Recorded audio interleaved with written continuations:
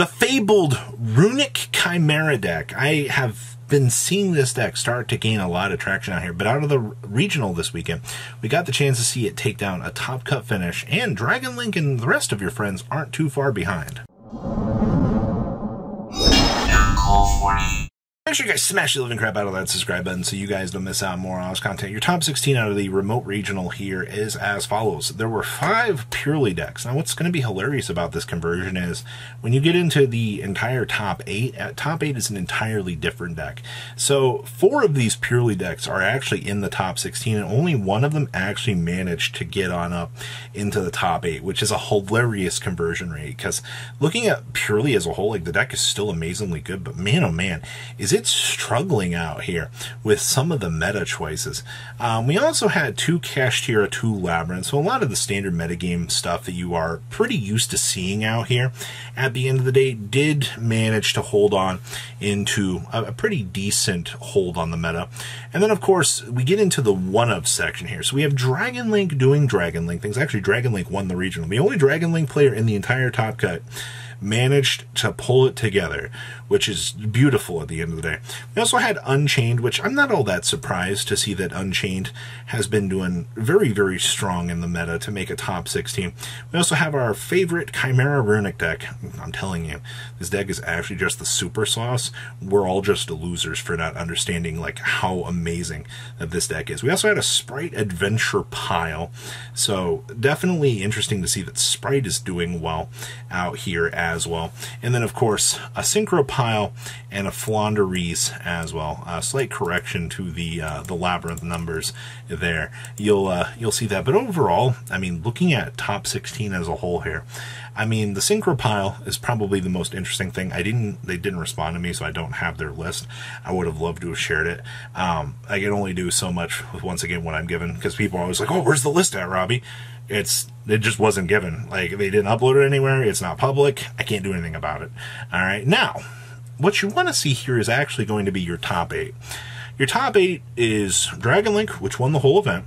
We had Unchained locking down a very, very strong top cut as well here. Chimera Runic, which, once again, I said, that's an innovation in and in itself. I've seen 2 Duelist actually bring that together, and that has been amazing to see. We also have Labyrinth, which, okay, we're used to seeing that. We're used to seeing Sprite. We're used to seeing, you know, purely all of these other decks present in this top cut. We're pretty used to seeing, all right? You're no stranger to the meta. You know the rules, and so do I. You know, it's kind of what it is at this point in time. So, yeah, I like what I'm seeing here in terms of the meta. It's very, very thought out. It's very well developed. And when you see your change here, I lied, by the way. There were 2 Labyrinth decks, so don't be too mad about that. All right, let's pass on over to deck list. Winning our regional here was, you guessed it, our Dragon Link Duelist.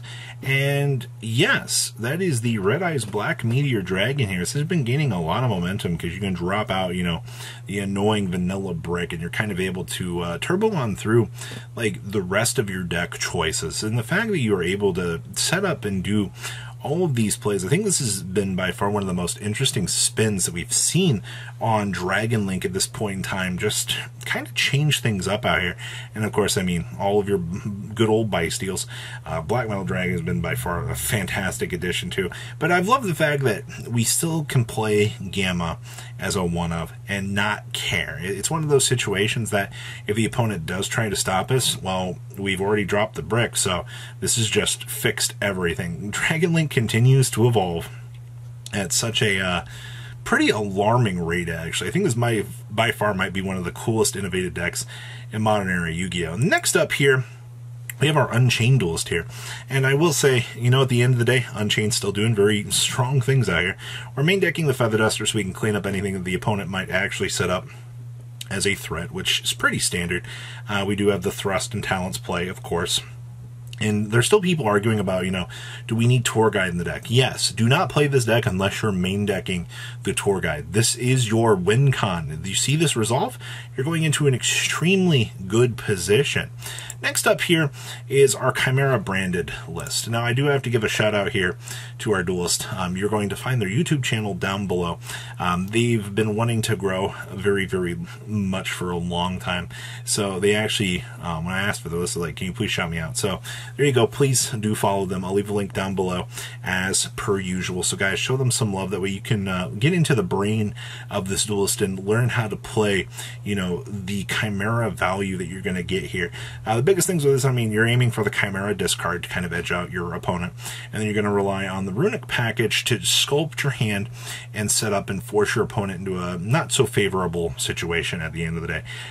This is going to be like the absolute value that you're going to get, and a lot of people strictly are not ready for the matchup that this deck is going to put on the table. You can make an argument that, hey, you know, maybe this is a super secret sleeper deck. I think it is, honestly. So this is awesome.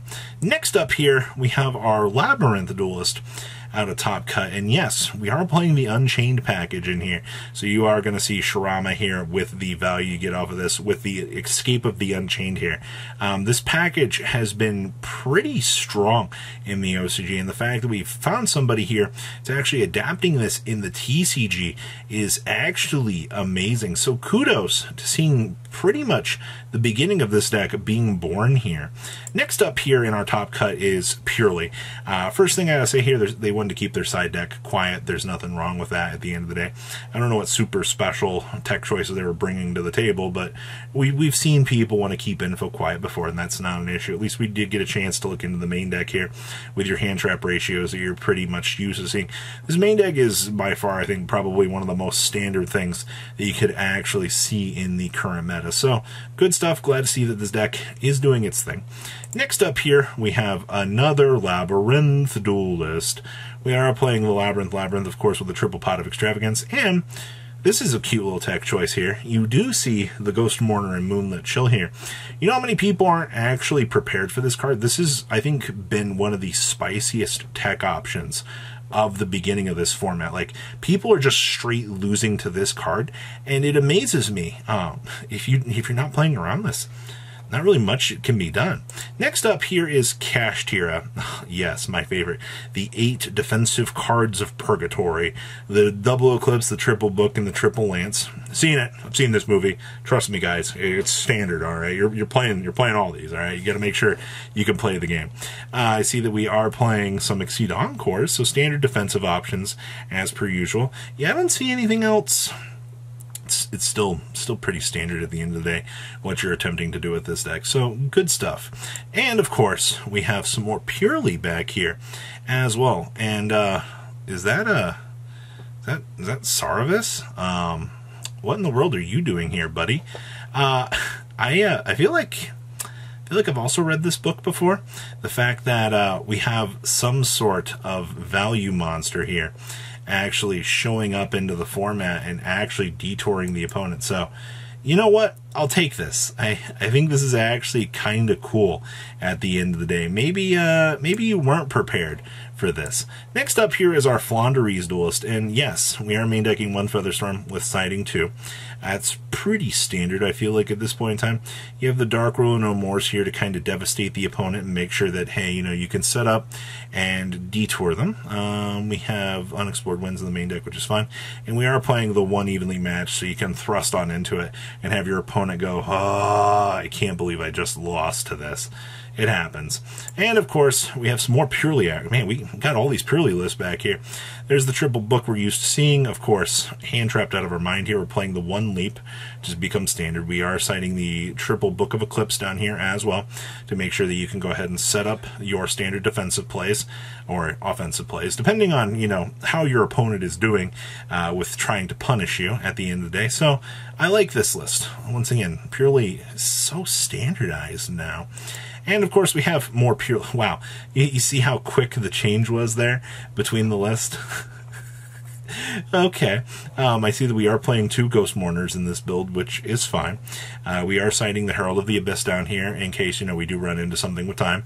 I see that we do have the cross-out designators for defensive, and, of course, the additional books. If you're not playing 6 books this format, I think you've learned your lesson. I think that you do need to be packing in all of this value, or you're going to have a bad time. And our last list here is a 17th place Mathmech deck. They barely missed out on the top cut. They 1 invite slot away from getting it, but I still wanted to include them because I saw this deck and I was like, Mathmech has not had a lot of love this format.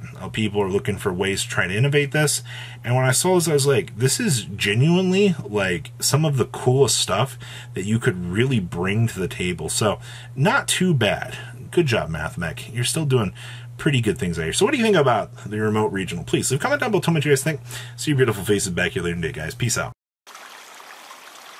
Patrons, thank you.